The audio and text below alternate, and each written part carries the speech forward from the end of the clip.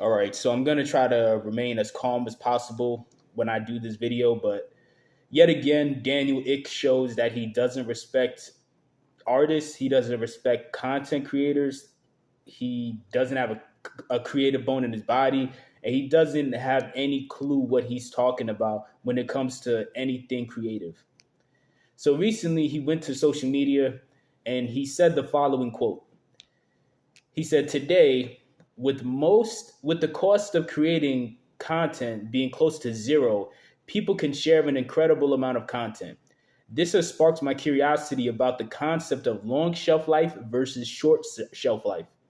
While much of what we see and hear quickly becomes obsolete, there are timeless ideas or even pieces of music that can remain relevant for decades or even centuries." Now, this was a very idiotic statement, and he received a lot of backlash for it. Obviously, it was idiotic for multiple reasons. Like, it's the statement is contradictory, and he's blatantly gaslighting content creators. So the reason I say it's contradictory is because in the statement, like, let's revisit the statement here, right? In the statement, he's talking about the concept of content having a long shelf life or a shelf life, and talking about which content will essentially be able to stand the test of time, right? So basically what he's trying to allude to is the conversation about quality over quantity.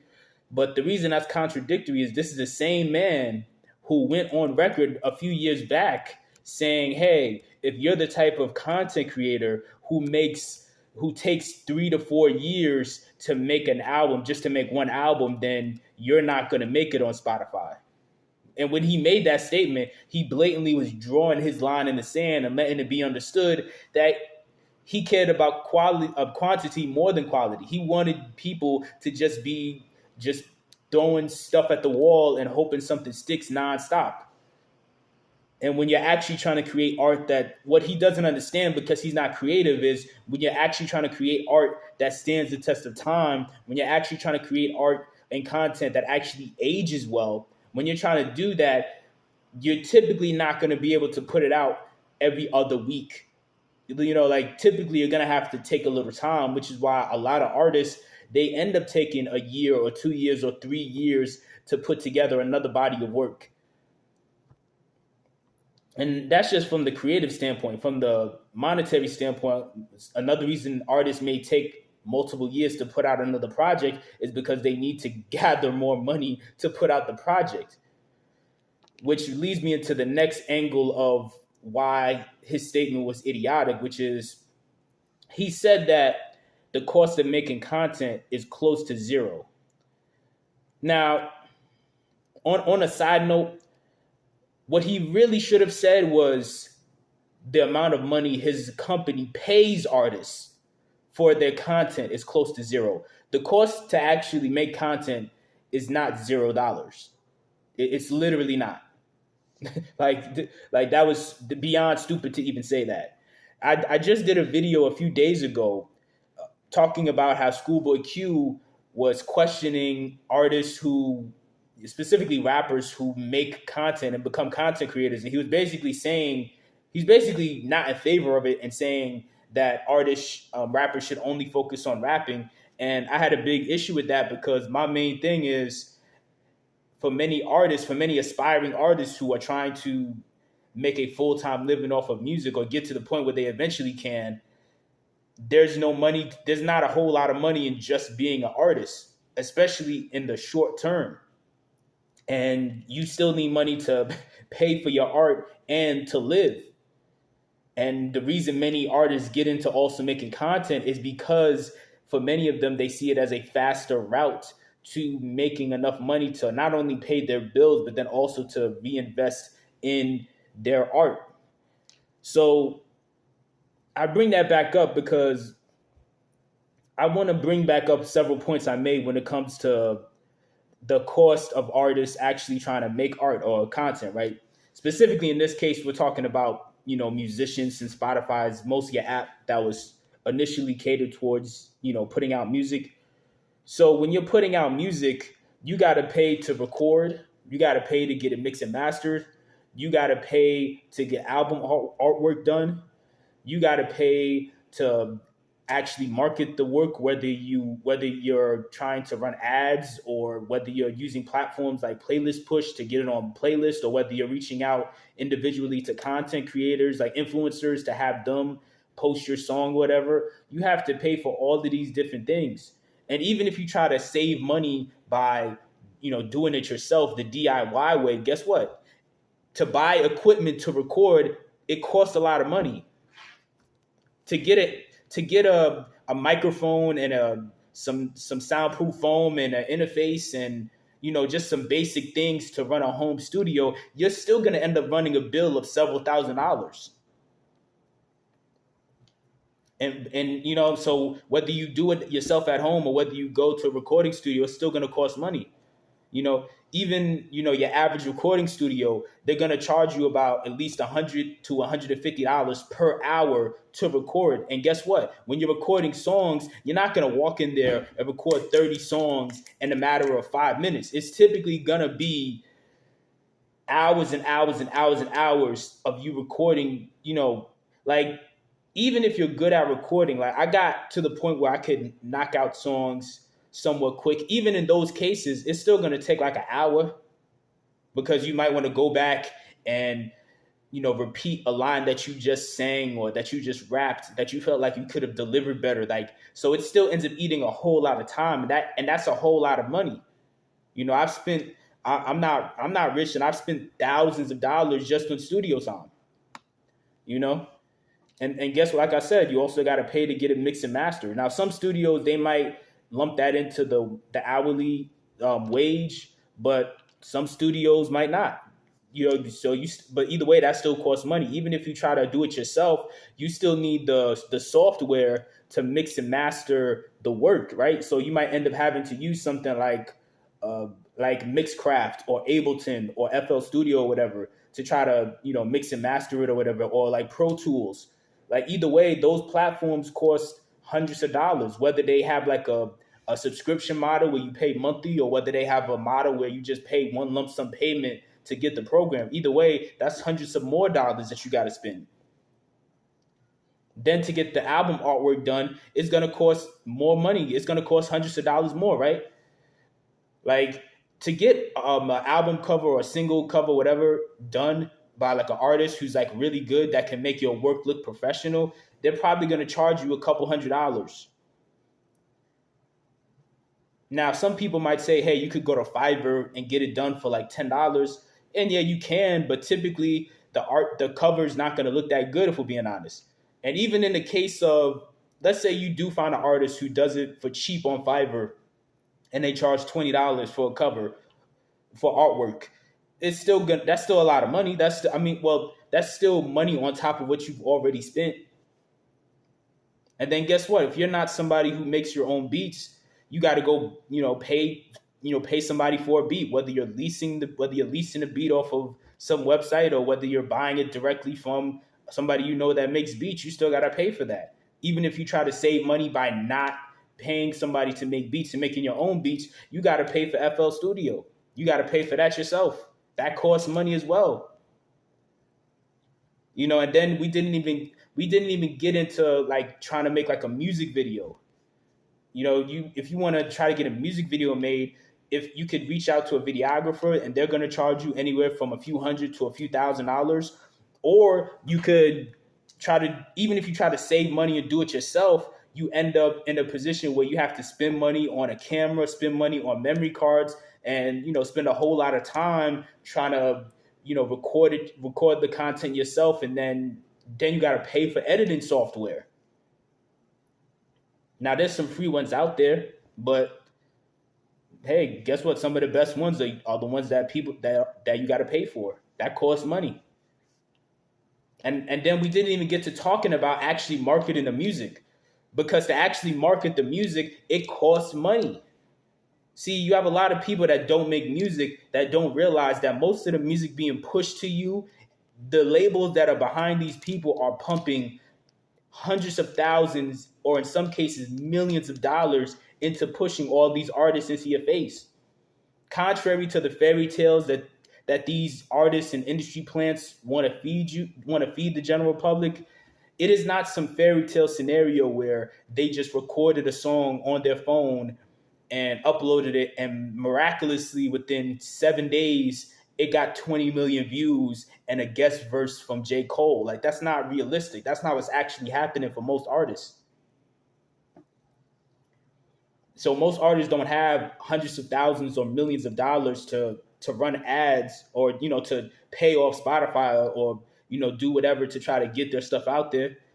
But a lot of artists still want to try something. So whether they end up using like playlist push to try to get their stuff on playlist, or whether it's them just running ads on YouTube or any other site, that still ends up costing hundreds of dollars. So if you're paying attention, and if you're paying attention still, I appreciate that. But in the process of all the things I just listed, you end up spending hundreds. Even if you try to save money, still several hundreds. But more realistically, you're going to end up spending several $1,000s just trying to just to make, package, release, and market your content. In this case, your music, like your album and all that. If you're an independent artist, this is costing thousands of dollars. This is costing you a lot of money, on top of you having to pay for your everyday bills, like your rent or your mortgage, or your groceries and any other bill that you may have. And a lot of people don't realize how much all this costs, how costly it is. And guess what? And me listing all of those things, if you notice, I didn't list any way that you could realistically make that money back fast, honestly. Which is why a lot of artists end up in a tough spot where they really don't have a whole lot of money like that, and I'm talking about indie artists. I mean, a lot of signed artists end up being broke and, with bad contracts, but that's a different conversation. But even if you're just an independent artist, you're in a tough spot where you got to invest so much money into doing this, and you're not really seeing a return. And why aren't you seeing a return? One of the reasons you're not seeing a return is because platforms like Spotify don't want to pay artists. They're paying people a fraction of a penny for every stream. You would need 4 to 5 million to pay if you got rent of $1,500, or let's say all your bills, your cost of living or whatever. Let's say it costs about $2,500 a month in total, right? In order to make that back on a platform like Spotify, you would need at least 5 million views every month. And if you're an indie artist, just to get to that level where you're getting 5 million views every month, you would either have to get really lucky and go viral, which 99% of people won't do, or you're going to have to pump up several thousands of dollars more into running ads.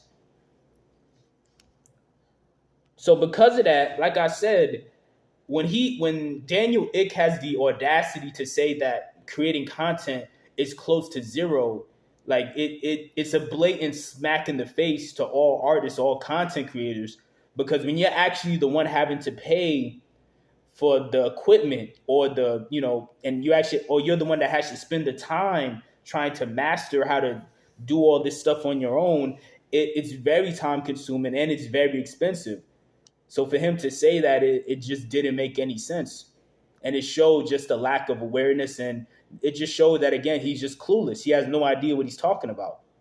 So after he received this backlash, he tried to clean up his statement by making another statement. And honestly, he ended up sounding ridiculous again.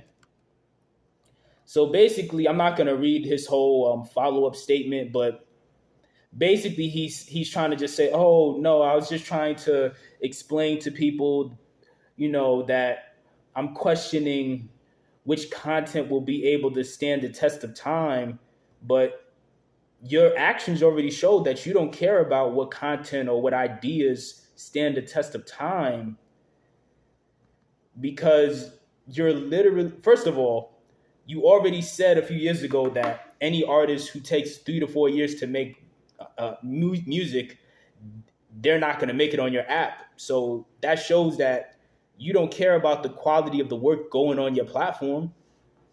So yeah, most likely the material that would stand the test of time, it wouldn't even get the time of day on your platform to make it in the first place. But also, what's so ironic about him saying what he said is he's making it seem as though he doesn't have any control over what content will stand the test of time, when ironically he's in charge of an app that literally has control over that. Like, he could easily, if he wanted to, him and the people actually, running Spotify, they could very easily set the algorithm up in a way to where it would actually push a wide variety of artists, especially independent artists who are trying to do something new, unique, and innovative. But that's not what they're trying to do. That's not what they're doing. What do they choose to do? What they choose to do is push a bunch of mediocre songs from a handful of artists who are mainstream. And why do they do that? They do that because they get paid and forced to do it by the major labels. The three major labels out there, Universal, Warner, and Sony, they got Spotify in their back pocket. Spotify does whatever they want. No matter how much Spotify tries to lie about how you can't pay to get on Spotify and nobody pays to get on Spotify. To get on Spotify playlists, that's a blatant lie. These labels do it all the time. That's the reason their artists are the ones who control that algorithm. A consistent theme that I'm seeing is many of these tech companies, they're owned and operated by people who aren't artists themselves and who don't care about artists. Like, they're not artists themselves and they don't care about artists. And then it's funny because not only is somebody like Daniel Ick completely clueless about content creation, but the thing about it is, it's clear as day to me that people like him who run these apps, ironically enough, they themselves wouldn't be able to make it on these apps, because if you have such a lack of awareness of what people trying to succeed on your app are going through, that just lets me know that you yourself wouldn't be able to make it on that app. Which again, it goes to show you, I don't like throwing the privilege word out a whole lot, but some of these people, quite honestly, in these cliques of Silicon Valley tech people, some of these people are very privileged. They have no clue what people trying to make it on their app are actually dealing with, because they're not used to actually trying to make it on themselves. They're not used to actually trying to make it themselves. They're used to just essentially getting handouts, honestly.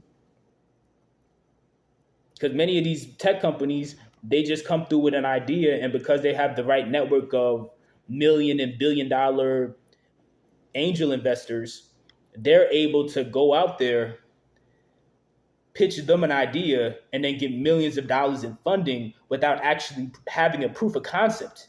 And I don't mean proof of concept just as far as, oh, we programmed this app and it technically works. I mean proof of concept as far as a business plan that actually is profitable, that would allow them to be profitable and sustainable.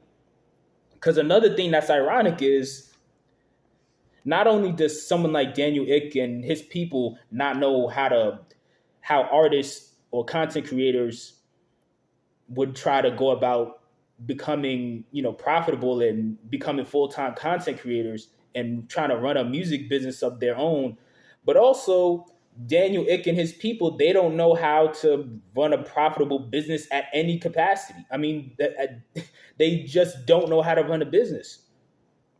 Why do I say that? Well, because Spotify's been around for what, 17, 18 years? And it's been almost 20 years. And to this day, Spotify has not made a profit. Why? It hasn't made a profit because it was a flawed business model from the very beginning. And they don't have a solution. Their only hope is, hey, let's just keep bringing in as many more users as possible. But if you have 500 million users right now and you're still not profitable, there's no amount of users that's going to make you profitable. There's no amount.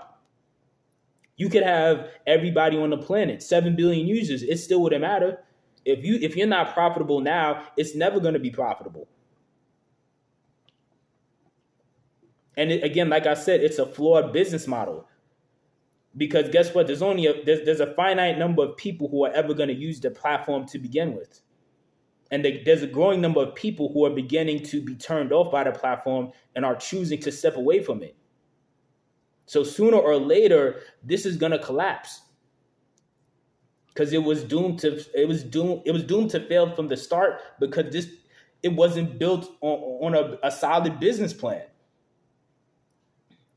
And see, people like Daniel Ick, they don't really have to worry about that, because despite not having a solid business plan with a plan in place on how to become profitable quickly and how to be sustainable, they don't have to worry about that, because they're in the same cliques with the right angel investors who can keep pumping millions and millions of dollars into their company without their company ever having to actually prove that it can make money. And so since people like him are used to that, he just thinks that the average artist is out here probably going through the same thing, where they could just find somewhere to get an endless supply of money coming in for them to create content, when in reality, that's not the case. Most content creators, they still have to work day jobs. They still have day-to-day payments and bills they have to deal with. So either way, this video went on a lot longer than I intended. If you stayed this far, I appreciate it. But again, let me know what your thoughts are in the comment section below. Do you think Daniel Ick was cooking? Do you think he has a good point? Or do you think what he's saying is ridiculous? And if you are a content creator, let me know how much you spend to make that content. And what I mean by how much, I mean like, how much does your cell phone cost? If you're only doing it on your cell phone, how much do you spend on monthly payments for internet service? How much did you spend on a cell phone? How much did you spend for lights, lighting and whatever else? Let me know in the comment section below.